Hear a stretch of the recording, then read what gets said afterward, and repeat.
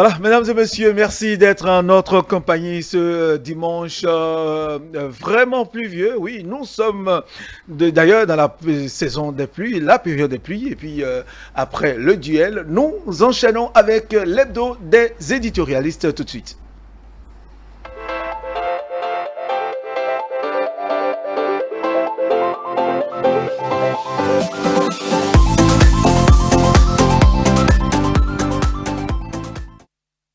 Et pour ce dimanche 20 juin 2021, nous avons autour de ce plateau Grégoire Dansou. Bonjour, monsieur Dansou. Bonjour, monsieur Toudi. Merci d'être là ce matin. Je rappelle que vous êtes le directeur de publication du Grand Quotidien, le Grand Quotidien. Avec vous, le doyen Eloge Gandaro. Bonjour, monsieur Gandaro. Bonjour, cher Théodile Moussa. Merci d'être là ce matin. Tous. Très bien. À tous les auditeurs et téléspectateurs de OCFM et de E-Télé. Je rappelle aussi que monsieur Eloge Gandaro est le directeur de publication du Grand Matin. Et donc, nous avons aujourd'hui, ce matin, le Grand Matin. Ce dimanche matin, nous avons le Grand Matin et le Grand Quotidien. Le Grand Quotidien. Deux grands qui se retrouvent sur la même table. Très bien. C'est une bonne chose. Très bien. Alors, comme d'habitude, nous allons commencer par vous, monsieur Dansou. Oui, l'actualité qui vous a marqué dans la semaine, dites-nous. Certainement, il y en a plusieurs. Nous allons prendre peut-être choisir deux pour en parler. D'accord, oui. Effectivement, l'actualité était plus ou moins animée par des événements, par certains faits. Il y a... Ce qui m'a vraiment marqué, c'est l'audience du chef de l'État qui a reçu le jeune talentueux, le pharmacien ébéniste, Khodé.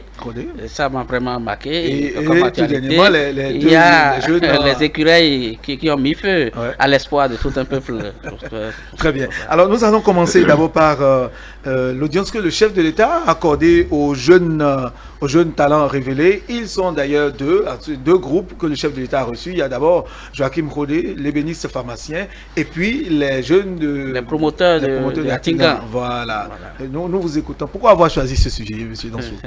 Merci bien. Je pense que l'heure que nous traversons aujourd'hui, avec les réalités que nous avons dans notre société, l'état de notre école, et vu les réformes qui s'annoncent, cet acte du chef de l'État sonne comme un grand... C'est un grand signal. C'est un grand signal parce que on a vu, si je prends l'exemple du jeune Joachim Khodé, un pharmacien qui est en même temps ébéniste, qui est un menuisier, qui fait du bois. Vous voyez des métiers, je peux dire, diamétralement opposés. La pharmacie, c'est les médicaments, ses études, c'est la chimie organique et tout ça là qui conduit à ce métier-là. Et le bois, c'est carrément autre chose. Un métier que nous avons peut-être toujours vu comme, bon, un truc difficile pour ceux qui n'ont jamais été à l'école. Il y a beaucoup de métiers comme ça qu'aujourd'hui nous regardons avec un œil, nous regardons d'un mauvais œil.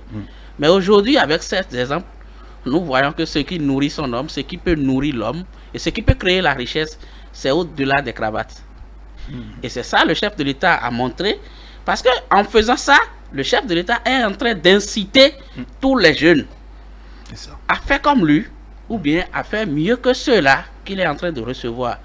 L'acte du chef de l'État va au-delà de ce que nous avons vu à la télé. C'est comme s'il est en train de créer une nouvelle école. Il est en train de créer une nouvelle école parce que c'est difficile. Nous avons vécu, je donne mon exemple, nous avons vécu dans les milieux ruraux, on a grandi dans les milieux ruraux.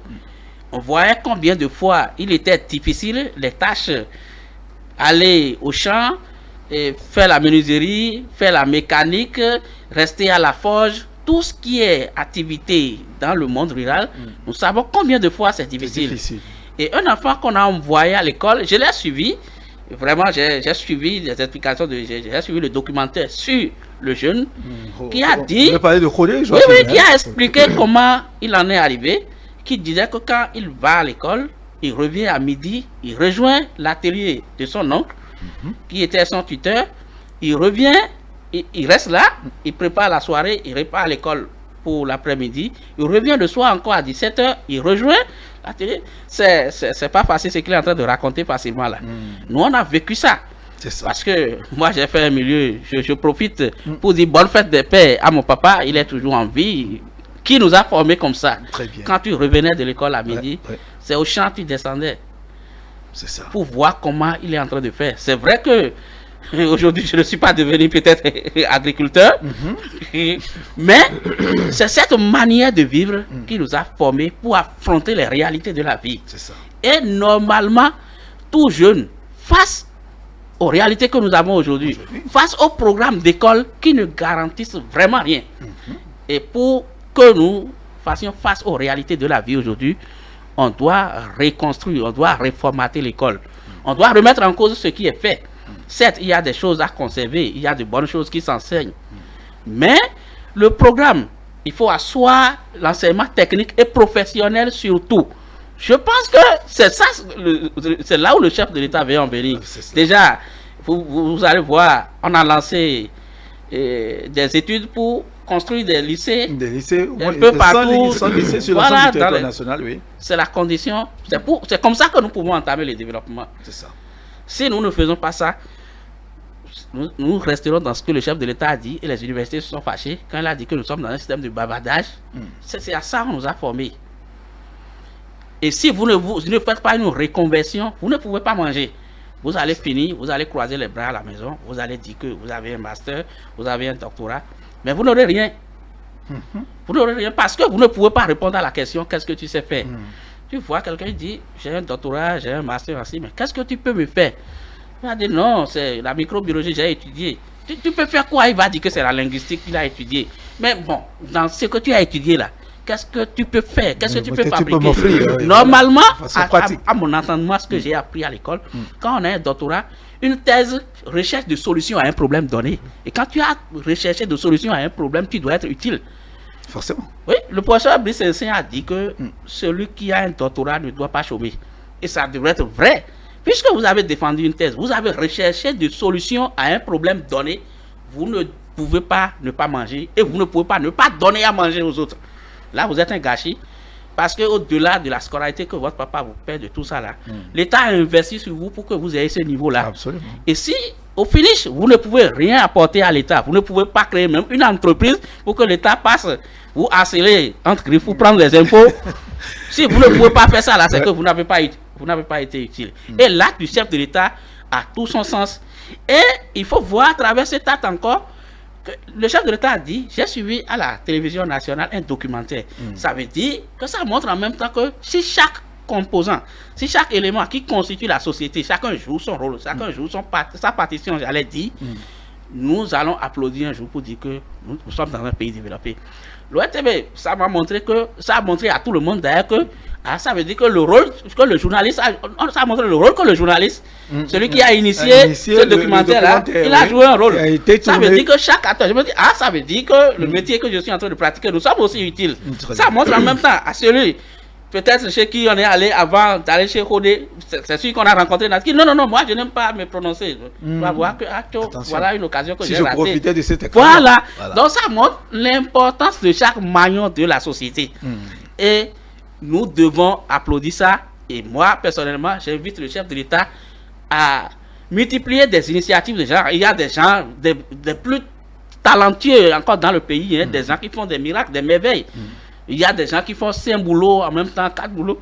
Il y a des génies dans le pays. De toutes les façons. Et c'est à travers ces actes que nous avons les révélés à tout le monde pour inciter le grand nombre à faire comme ça. Il y avait une rumeur qui a circulé à la veille de la prestation du serment du chef de l'État que l'école doit être réformée.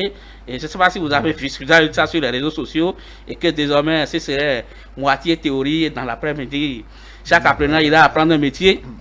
Ce n'est pas mauvais. Des pays qui ont essayé ça ont réussi.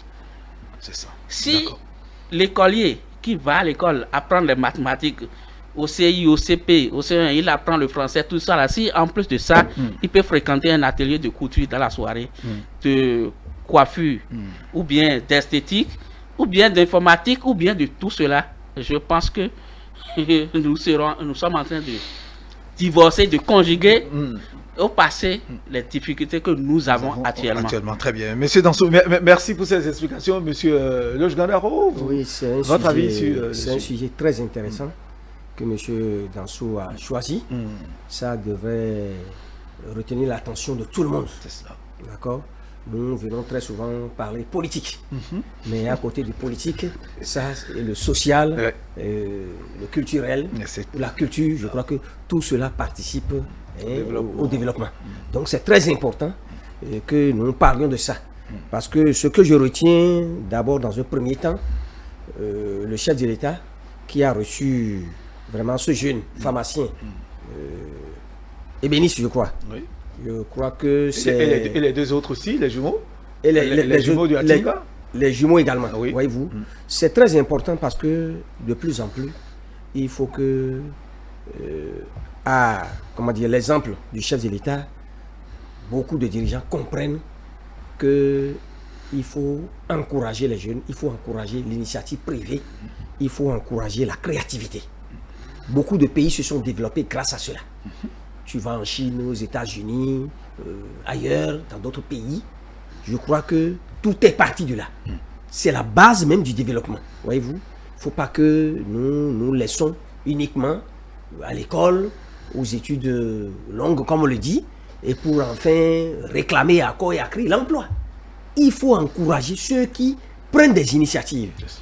Et le président de la République a voulu montrer cela pour dire que ne pensez pas que c'est seulement ceux qui ont obtenu les diplômes, qui ont fait de hautes études et qui sont dans l'administration, qui ont eu l'emploi, la fonction publique, agent permanent de l'État. C'est cela seulement qui peut nourrir l'homme et qui peut faire le développement d'un pays. Pas du tout. Ceux qui ont pris des initiatives, ceux qui ont réfléchi et qui se sont dit, écoutez, je vais apporter quelque chose pour faire avancer mon pays, ceux-là également apportent une pierre à l'édifice au développement de leur nation. C'est très très important, il faut le souligner. Et moi, je me rappelle qu'à l'époque, dans les années 80, 70-80, d'accord, nous parlions de l'école nouvelle. Oui. Vous savez que les mercredis soirs, c'est réservé pour les activités coopératives. Oui. D'accord. Coopératives où scolaires. Chaque classe, on prend les salles de classe, on regroupe les élèves, ceux qui ont choisi de faire la cuisine, ils se retrouvent là. Et puis, il y a, comment dirais-je, il y a des doyens, il y a ceux qui sont déjà, connaissent le métier, qui savent, qui viennent les assister, qui viennent leur apprendre à faire la cuisine. Vous voyez les jeunes filles et même des élèves, garçons qui sont là. Tout ce qui est puériculture, voilà. Cuisine. De l'autre côté, vous allez voir la couture, une salle de couture, où là s'inscrivent les élèves qui ont choisi d'apprendre la couture.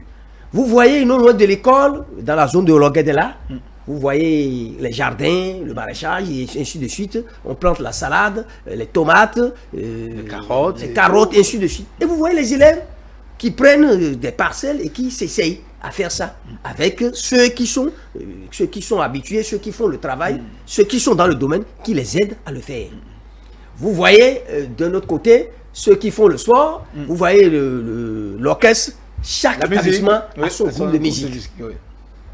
Au CGB Gamin, il y a les Sphinx, et vous voyez ailleurs, à Dantopa, ou à Sainte-Rita, le groupe de musique, et sur les terrains de sport, vous voyez les équipes de football. Je crois que tout ça là, à côté des études, il y a le temps également pour apprendre quelque chose. Voyez-vous, au lieu seulement de se contenter du diplôme. Donc je crois que le chef de l'État, en faisant ça, a voulu quand même, c'est un message très très fort pour montrer aux jeunes et à bien d'autres catégories de citoyens qu'on peut beaucoup faire pour soi-même, pour grandir, soi-même pour s'épanouir et également pour contribuer au développement de son pays par des activités, par des initiatives privées, des créations, pour faire en sorte que nous n'attendons pas seulement, que nous ne commandons pas seulement l'emploi de l'État et que nous ne crions tout le temps, vraiment on n'a pas le travail, le chômage, et ainsi de suite. C'est une manière de contourner le chômage, de répondre aux grands mots dont nous souffrons actuellement. Nos pays pauvres, les grands mots dont nous souffrons, c'est une manière de répondre, d'apporter une thérapie à ces mots-là. Oui, au-delà de tout ce qui est audience accordée, médiatisée pour ces jeunes, oui, le chef de l'État est allé plus loin. Il y a une assistance personnelle qu'il apporte à M. Rodé Joachim en tant que Patrice Talon, et puis l'État doit l'accompagner, accompagner également ces jeunes qui, depuis fort longtemps, depuis près d'une douzaine, quinzaine d'années, sont dans la fabrication de ces foyers de cuisine appelés Chigan Solutions. C'est déjà quelque chose, pourquoi pas. Et pourquoi ne pas aller à une fabrication à grande échelle, industrielle. On en vient là. Merci beaucoup. Je pense que je l'avais dit tout à l'heure. J'ai dit au-delà des audiences du chef de l'État, au-delà de ce qui est vu à la télé, je pense que ce que le chef de l'État avait fait doit être au-delà de tout ça là.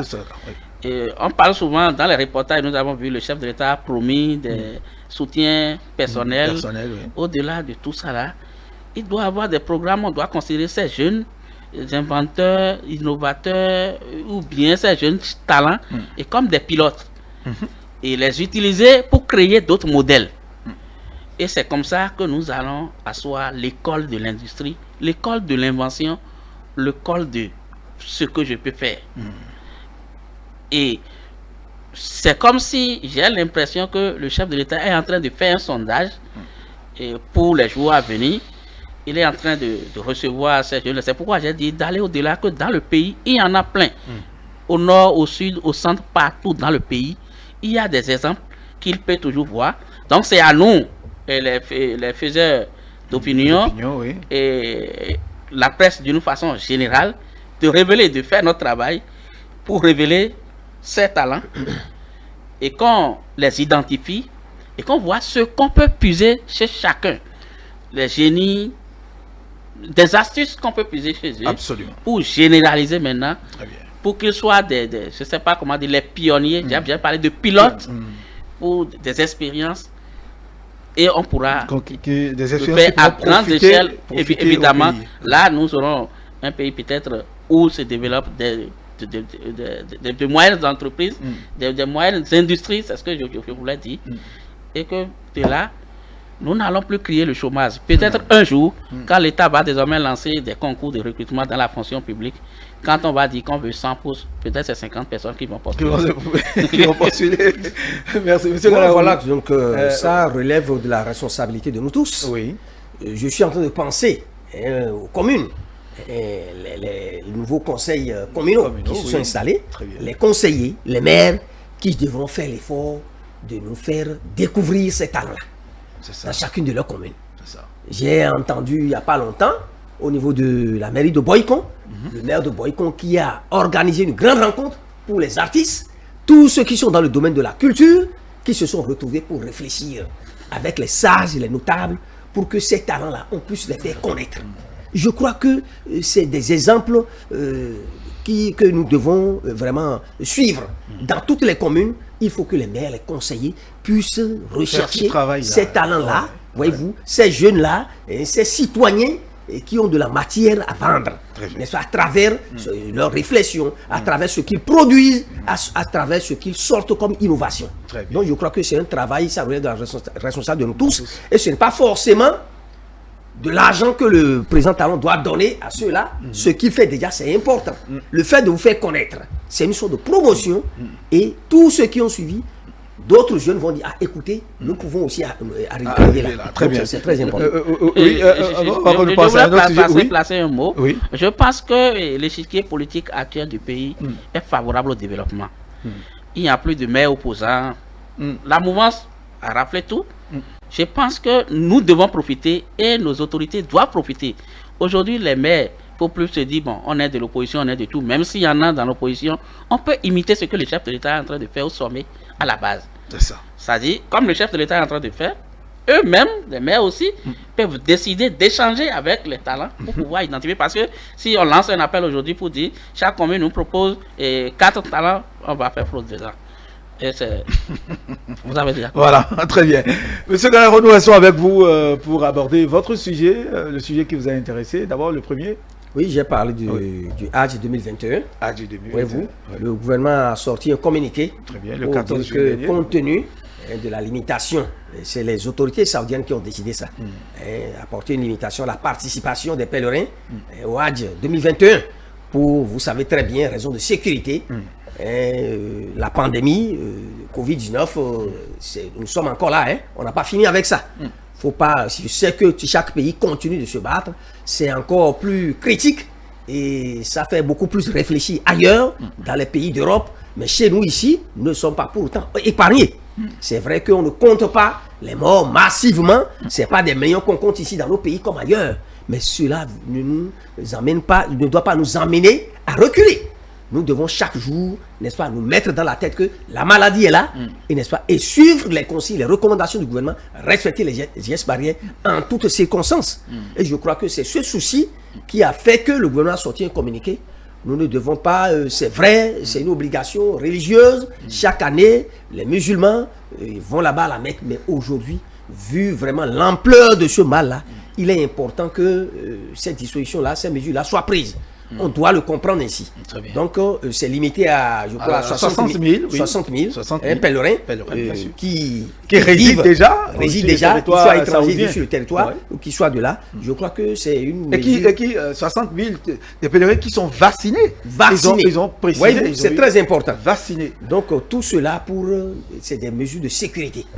Parce que laisser venir là-bas des milliers de pèlerins, vous voyez surtout ce que ça peut causer. Donc il faut le faire comprendre à nos pèlerins ici pour que demain on se dit que bon, le gouvernement n'a rien fait, voilà, un second mandat où nous ne voyageons plus. Non, c'est que à côté des obligations religieuses, nous devons également nous dire il faut sauvegarder la vie, il faut sécuriser la vie. Et je crois que c'est dans cette logique-là. C'est une démarche responsable de la part de nos autorités qui ont bien voulu le faire partager par les citoyens et nos chers frères musulmans qui doivent comprendre que, évidemment, vous savez que dans les premiers mois où on a commencé par parler de la maladie, les mesures qui étaient prises, les églises étaient même fermées, les mosquées étaient fermées. Donc aujourd'hui, je crois que nos citoyens, les musulmans, nos frères musulmans doivent avoir raison garder, comprendre que c'est pour leur bien.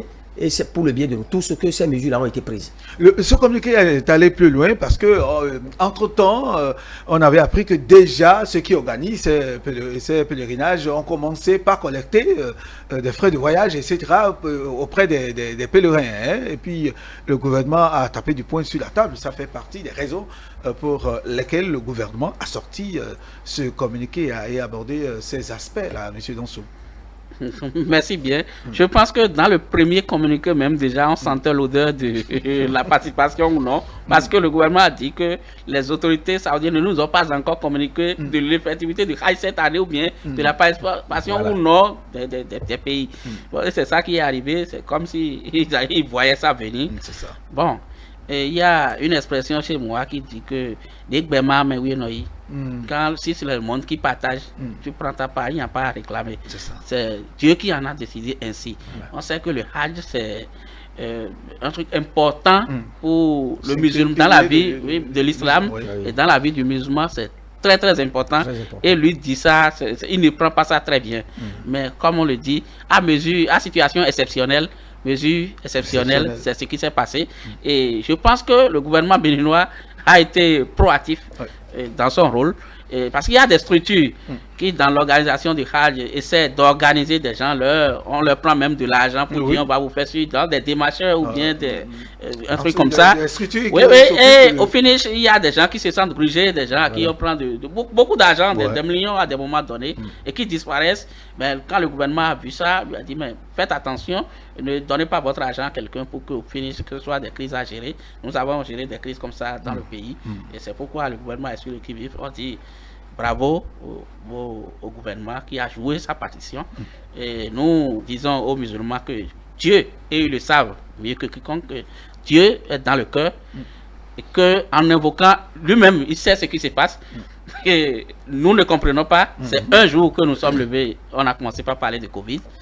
Et voilà les restrictions auxquelles nous faisons face. Très bien. Oui, M. Ganaro. Au fait, ces structures qui ont commencé par collecter l'argent, le communiqué, sinon le communiqué du gouvernement a insisté sur ça, pour que ceux qui ont déjà pris de l'argent chez des pèlerins les restituer très rapidement. C'est normal. C'est pourquoi tout à l'heure je parlais d'un État responsable. Un État responsable ne laisse pas le mal s'aggraver, tout se dégénérer avant de prendre des décisions. Comme il a dit, c'est proactif de la part du gouvernement. Un gouvernement qui anticipe sur le mal et qui déjà dit arrêtez, ne faites pas ça. Parce que voyez-vous, il y a quelques années, mais au sujet du Hajj, mais on assistait à n'importe quoi. non seulement prenaient de l'argent ici, c'était mal organisé, les gens se plaignent, c'est des problèmes, certains n'ont pas pu avoir accès à l'aéroport, ils n'ont pas eu les billets qu'il faut pour voyager, laisser traîner les pèlerins, tels documents exigés, les conditions qui doivent être remplies, rien n'a été fait, non. Aujourd'hui, c'est mieux organisé, mieux structuré, parce que le gouvernement a pris ça à cœur et a dit attention, comme l'a souligné tout à l'heure M. Dansou, c'est très important dans la vie d'un musulman. Donc il ne faut pas négliger ça. L'État doit s'y mettre et doit organiser tout ça pour que nos frères musulmans puissent voyager dans de bonnes conditions et s'assurer que là-bas, ils n'auront pas de problèmes pour assurer leurs obligations religieuses. Et tout cela est fait aujourd'hui. Je crois que c'est bien que le gouvernement ait tapé sur la table et ait pris ses responsabilités pour arrêter cette affaire. Sinon aujourd'hui, avec ce communiqué-là, et qui nous fait comprendre que c'est limité et qu'ils ne pourront plus voir. Certains auraient déjà jeté de l'argent par la fenêtre et ils seront en train de gratter la tête ou les oreilles. Très bien.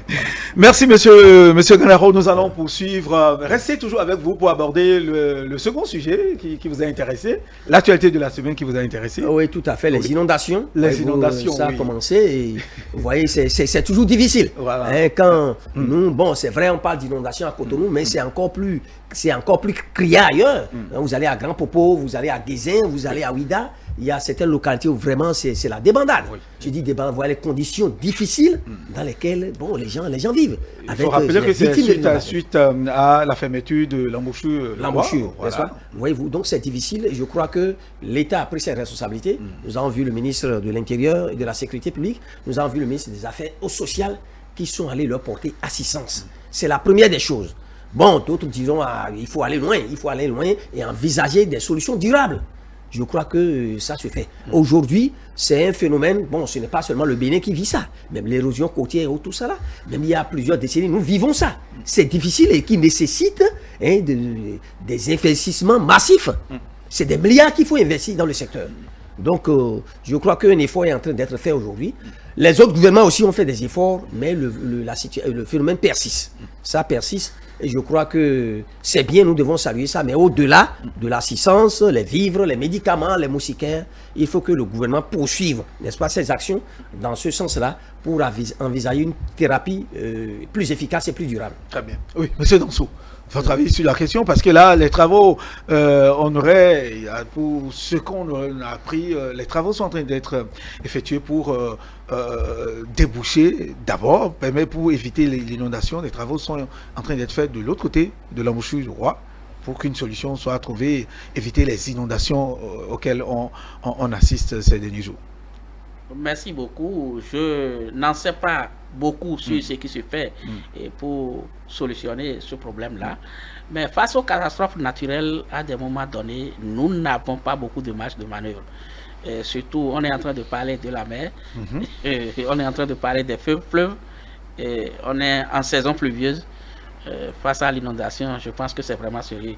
On aurait pu rester à Cotonou ici pour parler de notre problème traditionnel d'inondation et le débordement est souvent causé par l'incivisme ou bien nous avons entre griffes que le peuple m'en excuse, un peuple têtu et c'est souvent ces conséquences que nous récoltons en saison de pluie. Mais ce qui se passe à Grand Popo là-bas, à Ouida là-bas, je pense que ça relève d'une autre dimension et que le gouvernement prenne des dispositions pour voir ce qui est faisable, parce qu'il y a ce qui est faisable vraiment et ce qui n'est pas du tout faisable. C'est pourquoi j'ai dit, face aux phénomènes naturels, à des moments donnés, nous n'avons pas beaucoup de marge de manœuvre et que les populations que le gouvernement aille vraiment au secours des populations. Ce qui se fait déjà, nous avons vu au front des ministres en charge des questions sociales et consorts, et que quelque chose soit fait pour que nos populations, pour sauver la vie de nos populations et pour cette grande précarité. C'est ça, très bien. Merci à vous pour ce sujet qui interpelle tout le monde, parce que là, on s'inquiète, qu'est-ce qui va se passer? Les populations aussi qui s'inquiètent, qui vivent déjà l'inondation, quand même c'est déjà la saison pluvieuse, mais est-ce que c'est ça est-ce que c'est déjà la saison pluvieuse qui cause ces inondations? Je crois que c'est de l'autre côté de l'embouchure, le Roi. Les solutions sont en train train d'être trouvés de toutes les façons. Monsieur Dansou, autre sujet qui vous a marqué cette semaine? Nous avons parlé des écureuils, ou bien...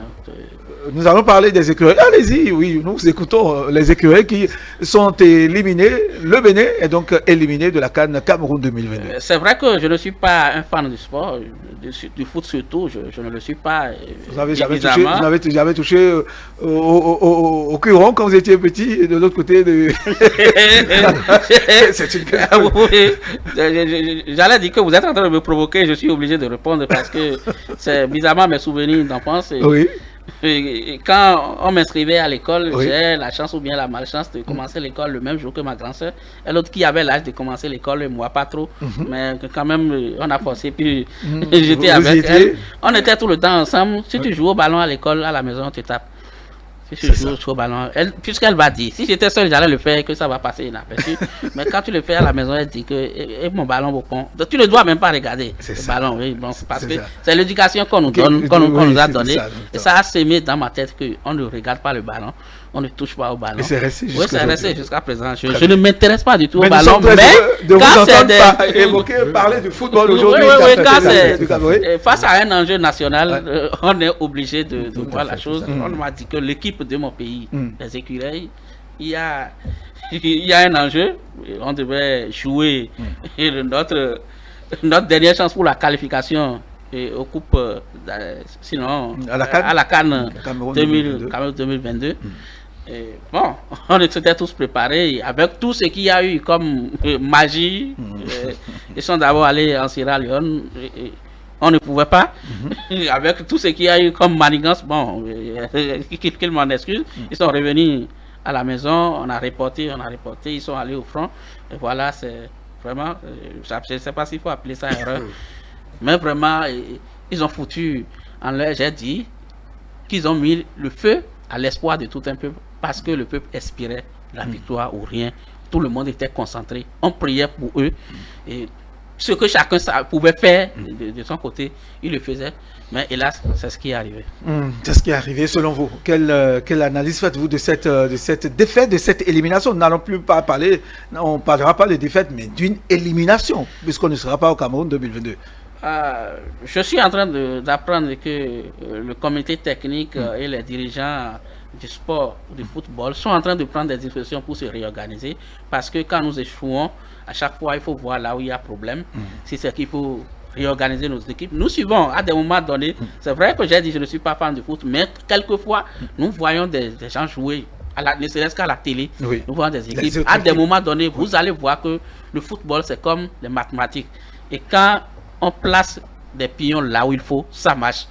Donc, il faut que nous cessions de nous amuser. Je pense que nous avons, depuis quelques années, nous avons vu une volonté de ressusciter le football, une volonté d'aller et de gagner vraiment, de travailler effectivement, de laisser la tricherie et de compter sur les côtés techniques de la chose même. Nous avons vu ces efforts-là. Si ça peut vraiment continuer, je pense que c'est une leçon de ce qui est arrivé. Nous allons tirer des leçons de ça. Il faut que tout soit réorganisé pour l'avenir. Très bien. Monsieur Dansou est en train de faire économie de vérité. Oui, on vous comprend. Monsieur Gandaro, selon vous, quelle analyse faites-vous de cette élimination qui a fait mal à tout un peuple au sommet de l'État, sur toute la chaîne? Nous avons été doublement frappés. Nous avons été doublement frappés parce que vous voyez déjà tout ce que nous avons vécu. Donc, je veux en même temps trouver une excuse à tout ce qui est arrivé aux joueurs, et aux sélectionneurs et autres là. Je veux leur trouver une excuse et dans le même temps dire quand même qu'ils ont une part de responsabilité. Parce que vous voyez tout ce qui s'est passé, il a dit tout à l'heure, depuis la Sierra Leone, moralement, je crois que ça n'a pas permis à l'équipe nationale de fournir ce qu'il faut. Je ne vais pas dire que, bon, il faut, ça c'est une porte de sortie qui justifie tout. Non, mais voyez tout ce qui, depuis la Sierra Leone, où, bon, cette affaire de certains qui ont été testés positifs, oui, mais sur toute la ligne, donc moralement, les choses leur ont donné raison. Vous savez, il y a le physique et puis il y a le moral. Bonne raison d'être assez fort. Vous allez à une bataille solidement, vous êtes moralement, vous êtes au point. Mais dès qu'il y a problème, ça peut agir sur le physique, sur les efforts à fournir sur le terrain. Il y a ça. Ça ne s'est pas arrêté à la Sierra Leone. Vous avez vu par la suite les recours qui ont été faits, ce que ça a donné. c'est pratiquement, c'est pas ce à quoi on attendait. Bon, maintenant, là-bas également, en Guinée-Conakry, oui. Ça n'a pas donné ce que nous attendons. Le Bénin qui est allé jusqu'à un quart de finale lors de l'autre CAN, notre espoir aujourd'hui, c'est de voir le Bénin aller au-delà, en demi-finale, et pourquoi pas espérer la finale. Nous ne sommes pas encore une grande nation de football en tant que telle. Mais vous avez évoqué tout à l'heure les efforts fournis par les autorités. Il y a quelques années, ce n'était pas ça. Vraiment. Je n'ai pas dit que les autres gouvernements n'ont rien fait. Mais aujourd'hui, voyez quelle attention l'État accorde à tous les sports d'ailleurs, et au football. Voyez les investissements. Donc je dis que avec ça, nous devons nous attendre au mieux à de meilleurs résultats. Bien sûr. Donc, puisque vous parlez d'analyse, ça ne s'invente pas. Aujourd'hui, c'est la Sierra Leone qui est sortie gagnant, n'est-ce pas? Mais maintenant, c'est sur le terrain. Ça veut dire que nos joueurs n'ont pas joué comme cela se doit. C'est pourquoi il y a une part de responsabilité. Au niveau du sélectionneur, s'il y a des positionnements, des gens à remplacer, les remplacements et tout ça, là, ça n'a pas été fait. Puisque si vous suivez, certains ont été très critiques à l'endroit de certains joueurs. Très bien. Même au niveau de l'attaque. Oui. Il y en avait presque pas. Bon, la défense, il n'y avait presque pas. Il n'y avait personne vrai. pour créer l'incident de l'autre côté dans le camp. Nous ne voulons pas la mort du Sierra Leone, pêcheur. oui. Mais Khaled Adénon, il aurait pu nous éviter. Oui. C'est un drame. S'il n'y avait pas eu, parce qu'en réalité, une main qu'il ne fallait pas. Par, comment dirais-je, ce pénalty-là. Donc s'il n'y avait pas eu ça, nous aurions pu nous en sortir avec un nul. Oui. D'accord? Nous aurions pu nous en sortir avec un nul. Donc c'est une faute très très grave et voilà ce que cela nous a coûté. Donc on ne peut pas, c'est vrai, nous ne voulons pas la mort du pécheur, mais on doit en parler. C'est ça. Donc il faut qu'à l'avenir, nos défenseurs fassent beaucoup plus attention et nous évitent, n'est-ce pas, ces drames-là, parce que c'est un drame pratiquement. Sinon, la Sierra Leone n'a pas fait quelque chose d'extraordinaire. Sur le terrain, vous constatez, si vous suivez le jeu, c'est vrai, mais c'est tactique. C'est tactique ce qui a été au niveau de la sélection Sierra Leonaise. Oui. C'est pratiquement tactique. Mais nous, à notre niveau, vous allez voir que dans les dernières minutes, avec les changements, les remplacements, avec l'entrée de Michael Poté. Michael Poté, au-delà. Mais c'est une pression forte sur l'équipe. On devait quand même avoir déjà dès l'entame de la deuxième partie. Du début en première mi-temps jusqu'à la fin, je crois que parce que nous battre, c'est vrai, penalty, nous avons été battus. Mais la Sierra Leone aurait pu mettre un autre but, aggraver la marque, 2 autres buts, nous allons dire, on n'a rien foutu. Donc, quelque part, notre équipe n'a pas démérité, mais les joueurs n'ont pas donné ce que nous attendons d'eux. Et ça doit nous faire réfléchir. À l'avenir, comme vous l'avez dit maintenant, il faut réorganiser tout cela. Et si c'est une équipe vieillissante, réfléchir pour voir comment rajeunir l'équipe, parce qu'au niveau local ici, nous avons beaucoup de talent. Vous avez vu, on a mis le championnat. On n'est plus dans l'équipe aujourd'hui. Il y a eu les Cécile d'Almeida, involontairement n'ont pas pu être là, d'accord. Mais on a mis des joueurs locaux qui ont quand même donné ce qu'on attend. Nous en avons certainement dans le championnat, qui pourront assurer l'attaque et tout réorganiser, rechercher d'autres compatriotes de l'Est pour aller loin à l'avenir. Très bien. Voilà, merci à vous, monsieur Eloge Ganaro. Je rappelle que vous êtes le directeur de publication du Grand Matin. Merci d'avoir répondu à notre invitation. Avec vous, nous avons évoqué l'inondation à Ouida et environ, le soutien du gouvernement, le gouvernement qui a assisté les sinistrés, et puis le Hadj 2021 limité limité aux résidents, le gouvernement béninois qui prend acte. Monsieur Danso, merci aussi de nous avoir permis d'échanger sur ces sujets concernant l'audience que le chef de l'État a accordée aux talents révélés et puis l'élimination du Bénin de la CAN Cameroun 2022. Mesdames et messieurs, ainsi prend fin l'hebdo des éditorialistes de ce dimanche 20 juin 2021. Merci à vous tous. Restez en notre compagnie. Tout de suite, le bulletin. Et puis après, le débrief, le temps que toute l'équipe vous donne rendez-vous pour dimanche prochain. Mais en attendant, suivons le bulletin.